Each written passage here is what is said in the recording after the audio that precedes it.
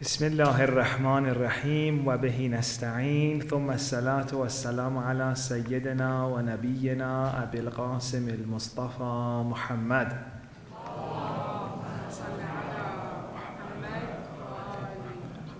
وعلى آله الطيبين الطاهرين. Assalamu alaikum everyone. I hope you are all well, and before starting, I would like to thank the organizers, everyone involved, the amazing Amanati group for the incredible work that they're doing. When sister called me and said there's going to be such an event, and I was like, I'm up for it. This cause is so important for me. It's so close to my heart. And I just wanted to be here to learn from everyone, to support the cause. And the talk is just an excuse for me to be here. And because I think this may be the most important event of my life. This is so important for me. And yes. It's interesting, I put this story up for Amanati because I was struggling for a while when I was just reading the English before. What is it? Amanati? And then one of my friends messaged and said, is this the Muslim Illuminati? and I said, no, it's Amanati. And I acted like I've been knowing from the first. I said, no, it's Amanati, from Amana, trust. And it's actually such a beautiful word that captures a lot of what this movement is all about. So anyway, I'm very glad to be part of today's event, and on such a beautiful day as well, the Wilada of Imam Reza alayhi salam. So I've been thinking a lot about actually what to talk about, because as I said, I came mainly to listen, to learn, but I have to speak anyway. It's one of those challenges. So I was like, what can I say that would be beneficial? So the past few weeks, I've been very focused on Dua Arafah of Imam Hussein. And it clicked on me that maybe there's an element from there that we could speak about today. And I think it's very important. Imam Hussein in Dua Arafah, one of the beautiful things he does, and it's been very useful for myself in being able to understand life better, and as a result of it, navigate it better, is one of the things Imam Hussein does is that he says, see, most of the problems, most of the difficulties we face in life, especially in the way we react to life, is due to our sometimes wrong understanding of what is happening around us. One of the beautiful things Imam Hussein does in Dua Arafah is he says, see, in order to understand your life, in order for life to make sense, in order for your questions about life, its challenges to be answered, you need to know the context. Your life is a story. Right now, you're in one of the chapters of the story of your life, and if you don't know what is the setting of this story, you're going to have so many questions, so many things will not make sense. So one of the things he does in Dua Arafah is he's trying to give us a context of this thing we call life, because if you think about it, we're just thrown into life, right? It's not like anyone gave us a meeting before we were born, right? That, okay, salam alaikum, you're going to be born, I don't know, the year is 1991 in my case, and the world is in such situation, this is your family, I don't know, maybe this is what you have to be careful, your brother, for example, is like this, and no one gives you that meeting before you're born. No, you just find yourself in life, in a family, and slowly you think that's all there is. Every family is like that till you grow up a little bit, you go to school, or maybe you see other friends and like, oh, that could be in a different way, or oh, not everyone's sister is like that, or oh, not everyone is the way I am. And it's like you slowly go on and you don't know what's happening, and then suddenly you find yourself in pain, or there's a challenge and you're like, why is this happening to me? So Imam Hussein ibn Arafah says, see, if you don't know why you are here, what is this story, you're going to be confused, and that confusion is going to really create so many problems for you. So today I thought maybe that's what we can do. Let's talk a little bit about what is this thing that we're doing. We call it life. I know we're here for however years, it could be 10, 20, 30, 40, 50. What is the story here? What are we doing? Why are we different? Why some of us are like this, some of us are like that? Why are we born in a certain time? Why are we born in a certain family? Is there any reason for it? Is it all random?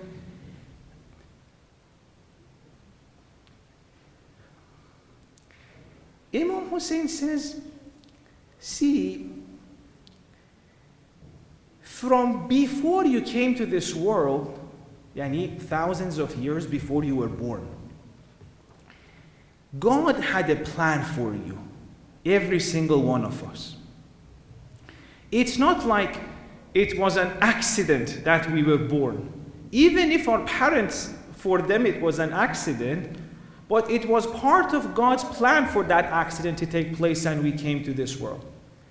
Imam Hussein says, mate, my friend, many years before you were born, God had a plan of when you should come to this world so that you can shine the most.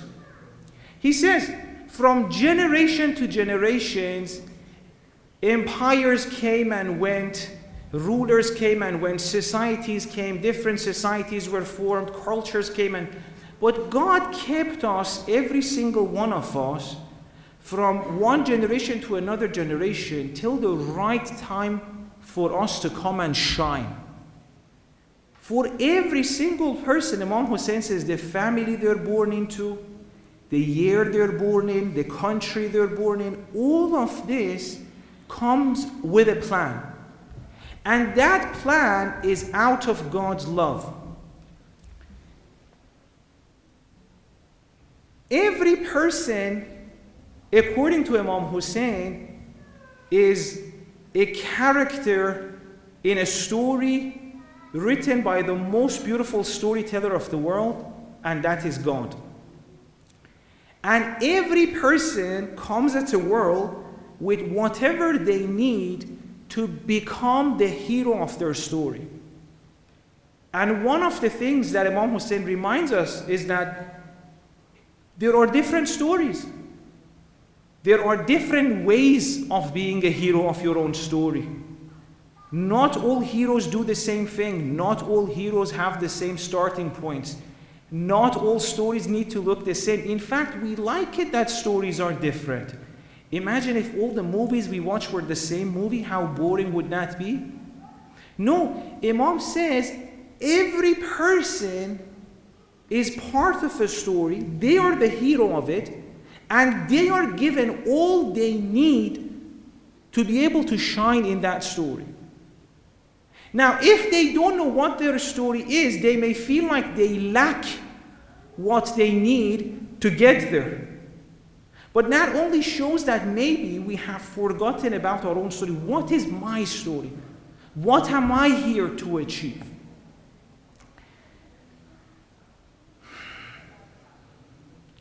Unfortunately, one of the things which has happened, and I feel like religion had come to help us with this, but we really let it down, is that religion for us has become a kind of an appearance that we say and do, but the core of it, the part of it that was meant to change the way we experience the world, change the way we understand the world, that part of it we have lost.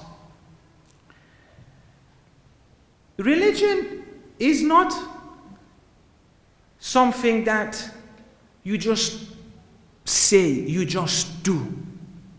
Religion, if done right, has to change the way we look at the world, has to change the way we see other people, has to change the way we see ourselves, and has to correct our understanding of ourselves and other people. Unfortunately, right now we're living in a culture in which we have forgotten, as a society, Muslims and non-Muslims, religious people and non-religious people, that we are not these bodies. We are souls created by a loving God, and the bodies we are given are gifts we use in this world in order to fulfill our story. Every soul gets the body they need for their story. But unfortunately, now we're living in a world, a culture in which whether you're Muslim or not, you've forgotten you're a soul. People look at themselves and the people around them as bodies. Oh, that person is taller, must be better than me. That person is like that, must be better than me. And we have all almost kind of forgotten who we are. This is not limited to any group of people, no. It has happened to most of us. When we want to get married, what are the qualities people are looking for? Oh, the body has to be like that. The body has to be that way. Is marriage a relationship of two bodies or a relationship of two souls?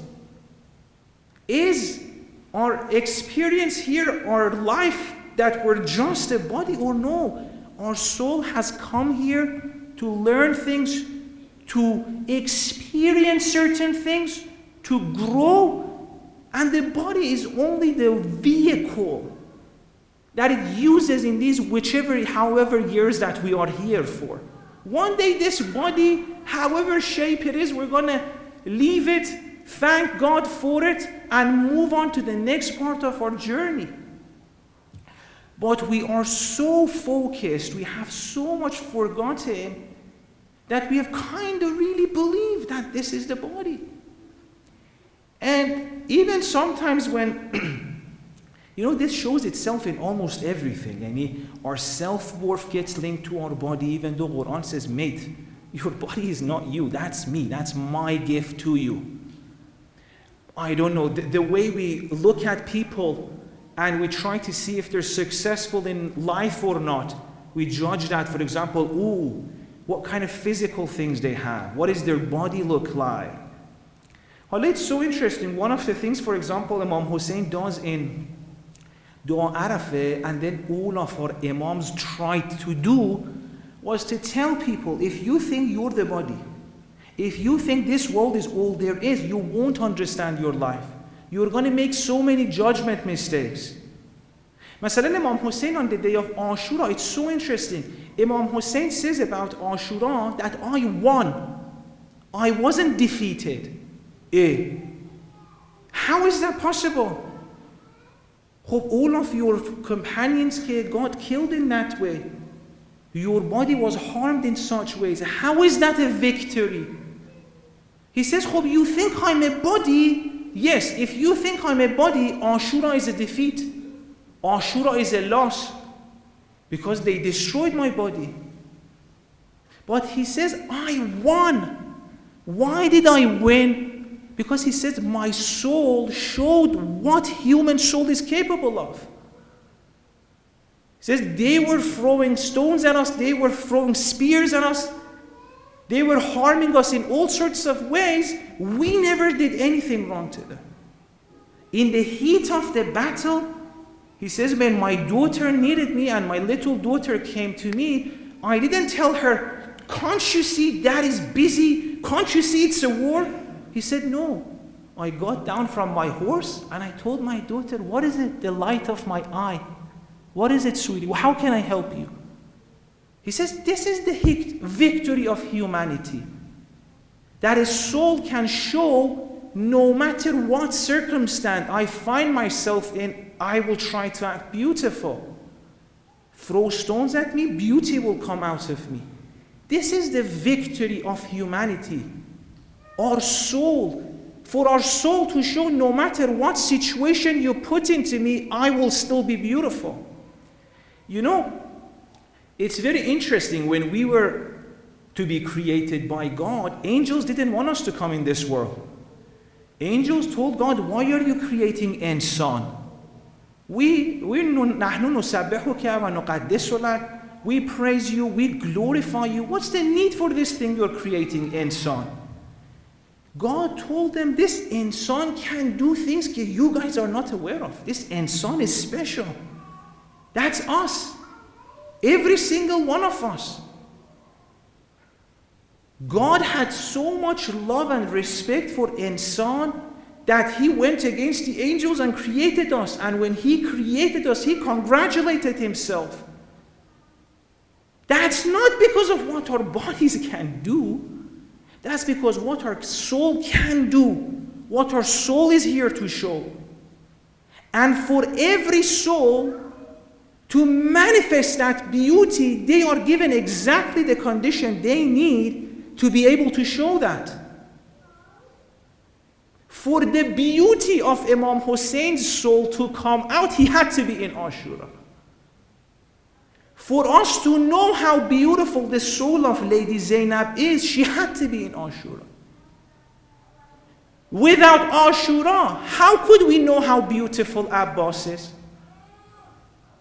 How could you see without Siffin how loving Imam Ali is? That his enemies deprive him of water, but when his group gets access to water, he says, no, we're going to give it to them. My soul cannot deprive any other soul from water. That situation was needed for the beauty of Imam Ali to come out. So God says, guys, you're understanding the whole thing differently. You're looking at life, at success in life, at the victory of insan differently. It's not about what appears on the surface. It's about what the soul gets to show. Insan is the representation, the mirror that's meant to show God on earth. It's such a huge and beautiful thing. And it says for you to be able to show that, to show how strong insan can be, to show how patient insan can be, to show how loving insan can be, you have to go through a story, because that story will give you an opportunity to show that. And this is why it's so interesting. All of our prophets have gone through the most difficult lives. Our own prophet says there was no one that had more difficulty than me. Because in order to show the most amount of light, you have to be in the most difficult situation.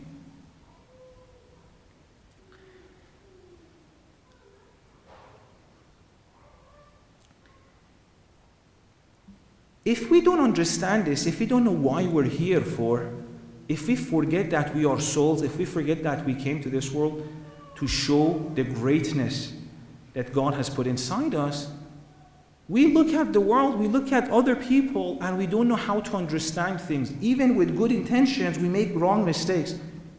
Any person who would, for example, look at a person with any challenge, Allah, be it a physical disability or another disability, and feels pity, at that very moment it shows that even if it's a good intention, the spirit of Islam has not come inside them. Because what are you pitying? What are you pitying? There is nothing there to pity. That shows that we've got the story wrong. In fact, there is a beautiful hadith. I don't want to keep reading you hadith because I thought like maybe it would be a little bit dry to read the Arabic, etc. There's a hadith in which God says actually people with disability are the masterpiece of humanity. Unfortunately, in this world we're so forgotten. Maybe I know we only see the surface of this world. Masalan, we don't know what is happening at its depth. I'll give you a few examples to make that clear. We look at something and say, oh, that's bad, that's full on. Prophet says, guys, one day your eyes will open up and you see that the world was actually very different to the way you saw it. You were pitying this person.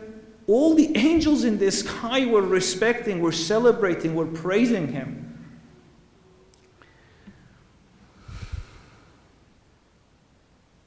Please recite salawat.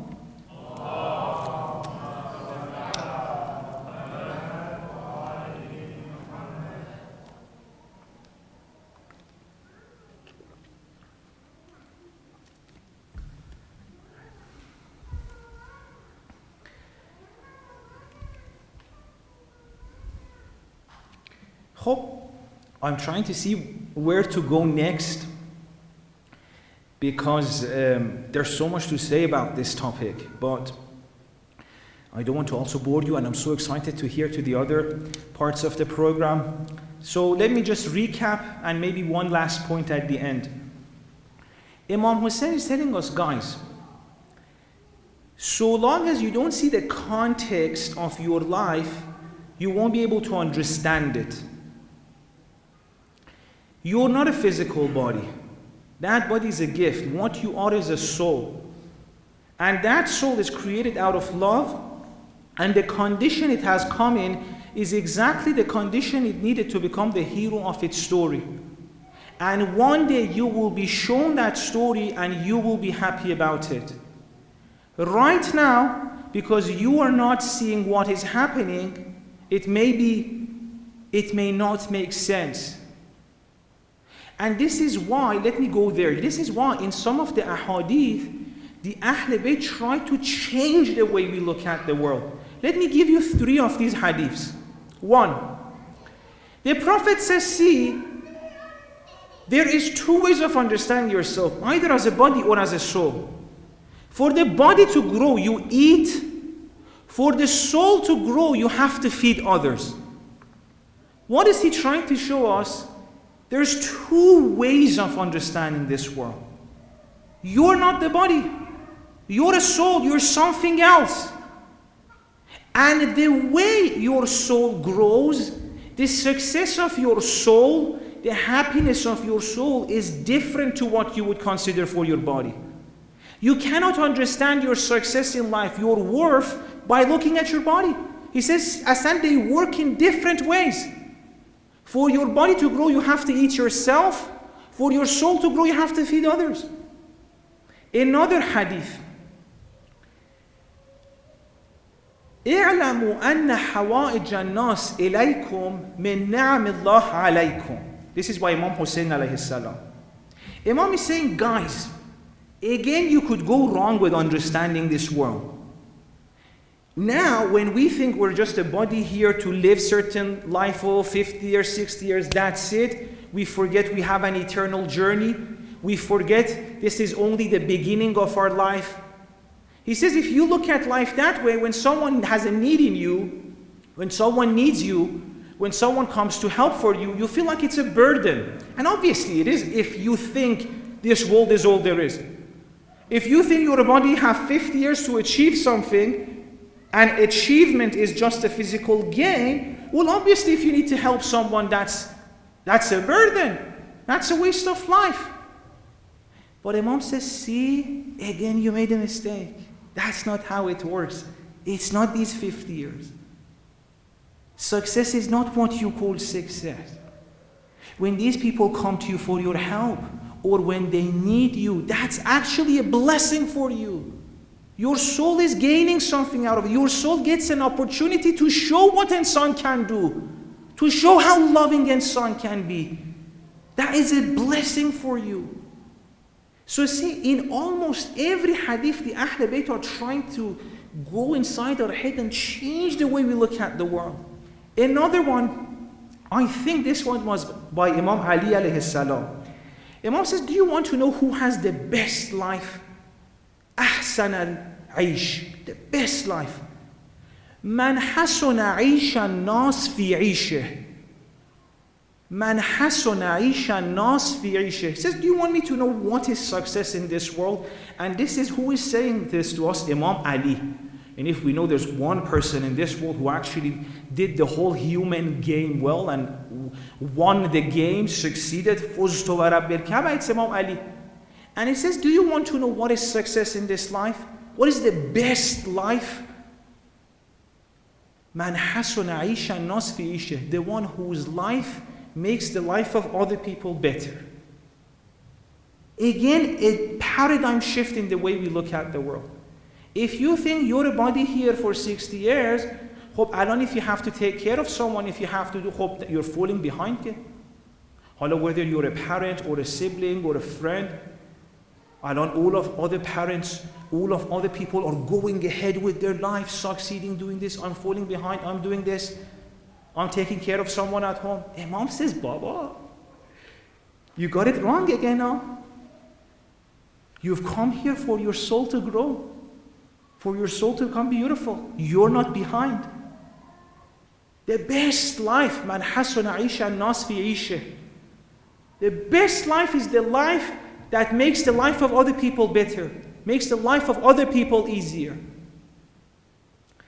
And because today is the birth anniversary of Imam Reza, I thought I'll read a hadith from Imam Reza alayhi salam. Imam Reza alayhi salam says, whoever, and I'm saying, and I'll slowly at the end try to make this a little bit about the community as well, because part of this is individual. He says, whoever tries to make life a little bit easier for another person, يَوْمَ الْقِيَامَةِ, God will give their soul so much. It doesn't mean that alone you have to do something and then after you die you have to wait for qiyamah and to get the benefit. No. Asan in Islam, yawm al-qiyamah, you know what it is? The reason why asan qiyamah, the hereafter, was called yawm, day, it's because that is the time when the truths of this world become clear. That's why they call it day. And if you look at the Quran, every time it refers to this world, it's layl, night. Every time you speak about the hereafter, it's yom, daytime. Why is that? Because at night there are so many things you can't see. Imagine you go out, it's dark, you may bump into something, someone you really love may be next to you, you don't see them. So many good things may be happening around you, but during the day, truth becomes clear. Imam says, in this world right now, it's like night time. You may have so much blessings you can't see it. You may have something, it's difficult, it's bad. People come to you for your help, you get tired. And no judgment, because we can't see.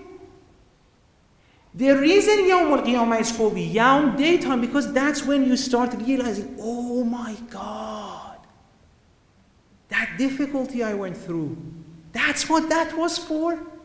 That's the love in that? That person that I managed to help, wow!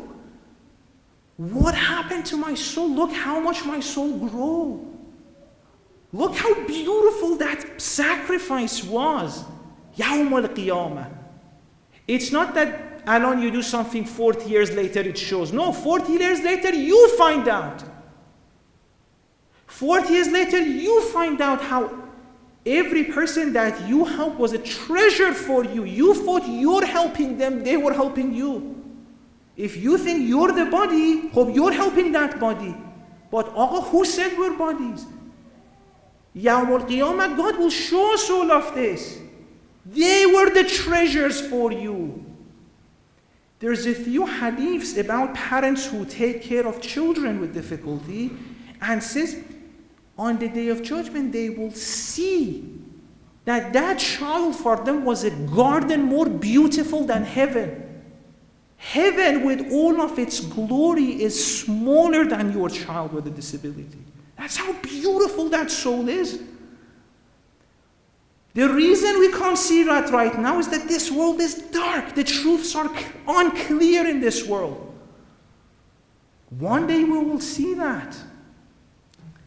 And of course, this is not to undermine at all the challenges that are there. I'm not trying to say, oh, everything is easy and flowery and there are no days in which you want to punch the wall or, I don't know, like shout or be mad at God, and all of that is okay. All of that is part of the journey. All of that is part of the journey for our soul to slowly expand. Challenges are the birthplace of your beauty. I have spoken to many parents recently who've been going through either they've had a disability themselves or they had a child with a disability. And I'm not here to say, oh, it's such an easy thing, paint a rosy picture. No, it's very difficult. So many difficult days, so many days in which you feel lonely, so many days in which even your friends don't get you, so many days in which people judge you, so many days in which so many difficult things happen. Obviously, all of that is there. But one of the interesting things you see is that they say, if someone told me, for example, 10 years ago that I would be living this life and actually handling it, I would say that's impossible. But somehow now it seems like I'm doing it. How? And this is the point which I think it's the most important thing for us to realize. We don't know who we are. And we don't know how much greater we can be. Every time we face a challenge and we feel it's bigger than us, it's because we don't know how big we are. That challenge comes to us to remind you. The challenge literally pulls the sides of your soul and stretches it to remind you how great you are. You've just forgotten it. And this process is not easy. This process of expansion of the chest or the soul, it's not easy. But how else would we realize how great we are?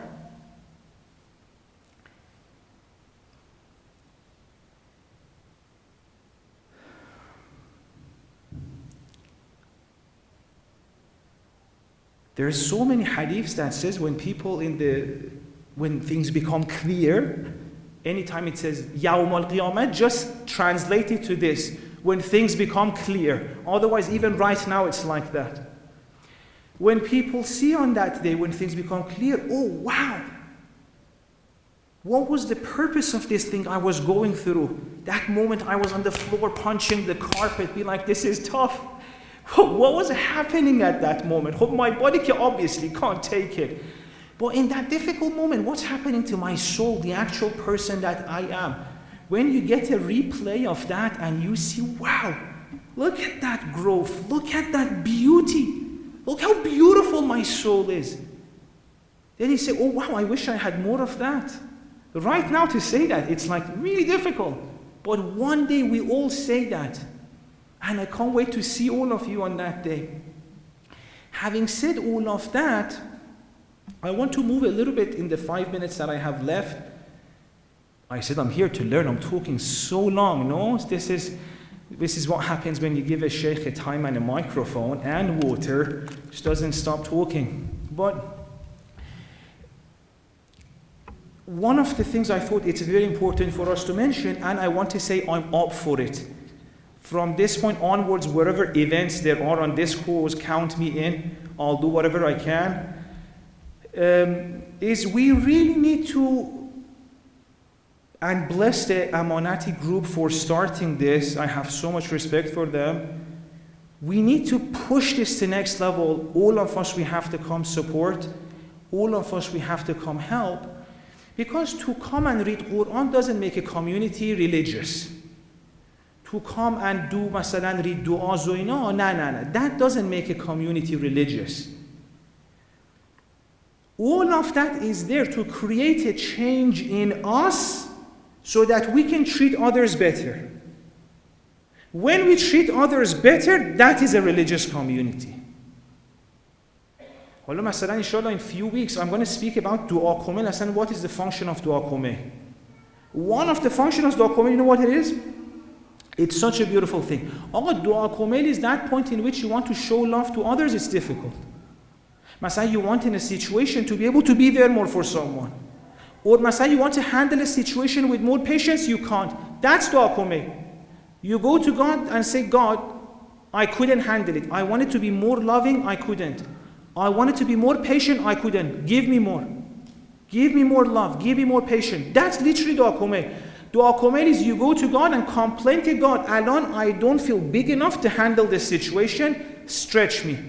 Give me more love. Give me more patience. Give me more courage. So, if we read dua kumail for 20 years and forget this is the purpose, at the end of it we're the same people, we don't show more love, we're not there for others, that dua kumail has not made us spiritual. But if we go there to get love and energy so that we come back and share that love with others, that is the spiritual community. So I truly believe that as long as there are people among us who find it difficult to come to centers, who find that the Sunday can't, it's not accessible, they're not welcome, they would be judged, we are not a spiritual community yet. We are not a religious community yet. Imam Reza, whose birth anniversary is today, he says, if you manage to show a community of what real Shias are, everyone would love that. And obviously, why? Because real Shias are the one who don't wait for others to say we need help, or don't wait for others to say, oh, we can't come. They go and say, how can we make it accessible to you? It's so interesting. I was looking at the ahadith. The Prophet didn't ask the people themselves to come and say, make it accessible for us. He said, no, it's the responsibility of the community to do that. It's the responsibility of us and go, how can we make it better? And I really think as long as we haven't achieved this one goal, we can't call ourselves a religious community. We're trying to be a religious community. In my understanding, and inshallah maybe in the future we'll talk about it, all of religion can be summarized in 2 sentences. And Dr. Haydarpur in her book, Islamic Spirituality, has spoken about this. I truly believe all of religion and spirituality of Ahl Bayt can be summarized in 2. Going to God to get love, coming back to share it. Because you want to go out there, give love to people, make it nicer, you're going to face challenges. You go back to God, say, God, strengthen me more, give me courage, give me better ideas, fill my heart, and you go back and you give more. This process of going to God, getting love and giving it back to people, this is what all Islam is, in my understanding. And so if a community wants to become a spiritual community, this is what we should do. Everything we do is so that we get more love and share it. And let's do that. And bless the Amanati group who started this, who is helping us become better people. And I hope, inshallah, in whatever way we can, we support them. From now on, I'm telling you, whatever you need, and this, and I can, I'm always there for you, and I hope everyone else feels the same. And I hope, inshallah, together we change the community, and we don't allow even for one person to find it difficult to come because there's a situation that they feel like they're not understood or they would be judged. And together we can make that happen. I don't want to die and that has not happened yet. So let's make a pledge today that from today onwards we'll make active efforts, inshallah, in doing this. And those of you who have more experience with this, come and educate us. Tell us how we can do that. And can't wait to listen to the rest of the speakers. Thank you so much for listening to me. And remember, in Surah Al-Rahman, the Prophet says, guys, the Prophet gave us a good news on Surah Al-Rahman, and he says, I've reached a height, and from that height I look at the world and everything there is. You know, and from here, we can only see certain things. If we go on top of a building, we can see more. The Prophet says, I reached such a height and I looked at the whole world, all of people with all their stories and everything that happens, and I saw that it was nothing other than love. This life happened out of God's love. And I hope, inshallah, we help everyone feel that. For many people to feel that love of God, we need not to block the love that God wants to show them through us. So, let's end with the salawat. Allahumma salli ala Muhammad wa ali Muhammad. Thank you very much, Sheikh Muhammad Javad Shomali, for that excellent talk. That was amazing, mashallah, and a very important points mentioned. Number one, I really like the point that he mentioned about the physical body and the spiritual. I think this world puts so much emphasis on the physical body. But many of us sitting here may not have a disability, but no one knows what's going to happen in this world. There's many people that were not born with a disability and then developed a disability. Many people were not born with a disability, were in a car crash and became disabled. Many people were not born with a disability, grow old and then are disabled, unable to walk. So it's very important, I believe, and it's a very important point that Sheikh Muhammad Javad Shomali mentioned, is that not to put too much emphasis on the physical. We do judge about the physical. The whole world has become physical. Social media has been all about the body, about the physical, but we need to, as individuals, focus more on the soul, the spiritual soul, what's inside us. And I believe that is a very important point. Another thing is a very important point that he mentioned is about pity. And many people with a disability or have a child with a disability have a sense of, they could call it shaming, coming out and saying they have a disabled child because of the pity people have.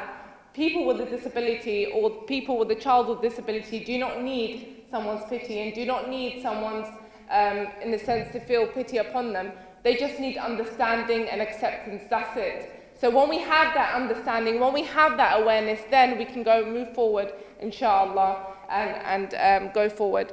And lastly, talking about the hereafter, and I think that was a very important point, is because sometimes when we look at those with a disability, we only look at this world, and our perspective is limited to this world. We don't see what happens after. Many people with a disability or have a child with disability, the struggles they go through, on the Day of Judgment, they will be absolutely astonished with the level of blessings, the level of reward that Allah will give them. Even those that have an illness. I mean, I've read several ahadith which says that the Imams and the Prophet said that those with the illness or develop an illness and are patient over that illness, they say that on the Day of Judgment they will wish they were ill their entire life because of the reward that they will get. So a very important point, number one, it's not all about the physical, it's not all about what we see. Let's focus on the soul. And number two is to look beyond this world and widen our perspective.